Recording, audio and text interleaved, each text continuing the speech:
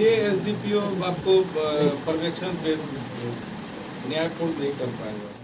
सुरक्षित के लिए रुका, लेकिन हमारे लिए उल्टा सवाल पूछने के लिए वो एक बार आया उल्टा। इस गांव का एक नौजवान सूरज शाह की हत्या की गई है और 14 दिन हो गए हैं, पुलिस अभी तक हत्यारे तक नहीं पहुंची है। और जिस प्रकार से उनकी सूरज शाह की माताजी ने बयान दिया है और गांव के लोगों ने बयान दिया है, यह दुर्भाग्यपूर्ण है। जो इसके पर्यवेक्षण अधिकारी हैं एसडीपीओ।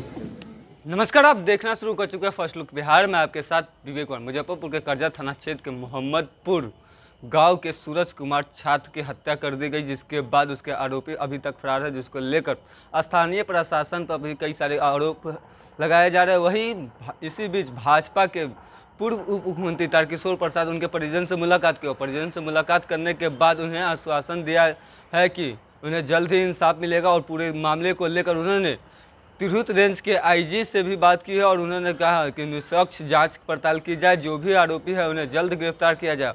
और उन्होंने कहा कि पूरे मामले को लेकर बिहार के डीजीपी से भी मुलाकात करेंगे और उनसे बात करेंगे और कई सारी बातों को उन्होंने कहा है। आइए पहले सुनिए उन्होंने क्या कुछ कहा है।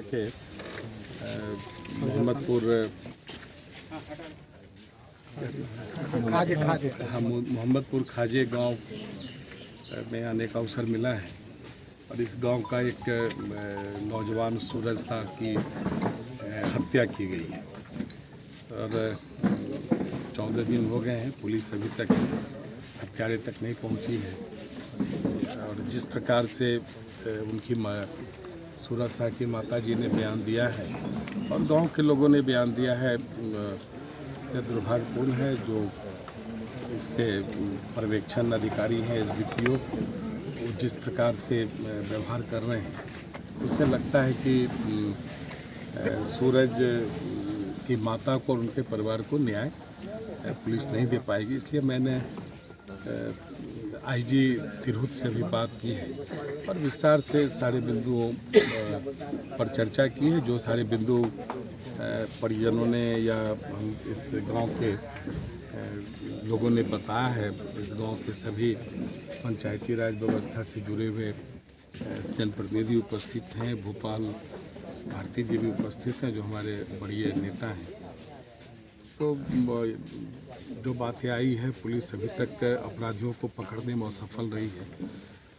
यह भी एक दुर्भाग्यपूर्ण है। 14 दिन बीत गए लेकिन पुलिस अभी तक लोकेशन और हत्यारा का मोबाइल नंबर सूरज शाह की माताजी से ही मांग रहा है। जी बिल्कुल, ये तो इसका अर्थ है कि जो एसडीपीओ हैं इस क्षेत्र के, वो बचकाने ढंग से इन सारी चीज़ों को देख रहे हैं। मैंने आईजी को कहा भी है कि जो पर्यवेक्षण अधिकारी हैं उनको बदलने की आवश्यकता है, अन्यथा वो इस सूरज शाह के हत्यारों तक नहीं पहुंच पाएंगे। आईजी ने आश्वस्त भी किया है कि इस संबंध में एसएसपी को मैं स्वयं निर्देश दे रहा हूं, वो स्वयं सारे मामले को देखें और एसएसपी मुजफ्फरपुर इन सारे मामलों को सीधे तौर पर देखेंगे। मैं अपनी हार्दिक संवेदना भी प्रकट करता हूं, क्योंकि यह लड़का काफ़ी होनहार था और इनकी माताजी ने सिलाई कढ़ाई मजदूरी करके बकरी पाल के इस बच्चे को पढ़ाया लिखाया और काफ़ी मेधावी छात्र रहा है। अपने प्रखंड में अपने कक्षा में टॉपर भी के रूप में भी इन्होंने, इस लड़के ने अपने प्रतिभा का परिचय दिया है। ठीक है, सारी बातें हैं। मैं इस संबंध में डीजीपी से भी बात करूंगा और इनके सूरज शाह के परिजनों को निश्चित तौर पर न्याय मिलेगा, इस गांव को भी न्याय मिलेगा। मुझे सबसे जो अच्छा लगा कि पूरा गांव इस परिवार के साथ खड़ा है। ये सबसे अच्छी बात है। यही गांव की ताकत है, यही जनता की ताकत है। और लाख भी अपराधी बचना चाहेगा या पुलिस बचाना चाहेगी तो अपराधी बचेगा नहीं।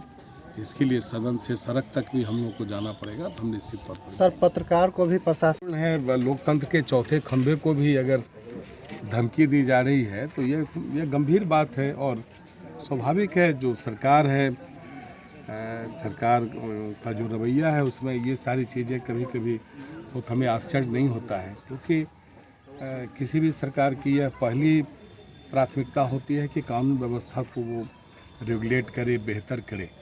लेकिन सरकार इन सारी चीज़ों पर बिल्कुल ध्यान नहीं दे रही है और उसके कारण ये सारी परिस्थितियाँ आ रही हैं। लेकिन यह लोकतंत्र है जनाब, ऐसा लगता है जैसे फिर से जंगल राज शुरू हो गया क्या? ये कहाँ तक सही है सर? नहीं है तो उस पर कार्रवाई की जाएगी। मैं ये सारी बातों को डीजीपी को दूंगा और आप सब भी लिखकर जो बड़ी अधिकारी हैं उन पर हम देंगे, हम लोग आप लोग नहीं, निश्चित तौर पर आप बड़ी अधिकारियों को लिख कर दें और लोकतंत्र के इस चौथे स्तंभ पर अगर प्रहार होगा तो हम सब इसे बर्दाश्त नहीं करेंगे।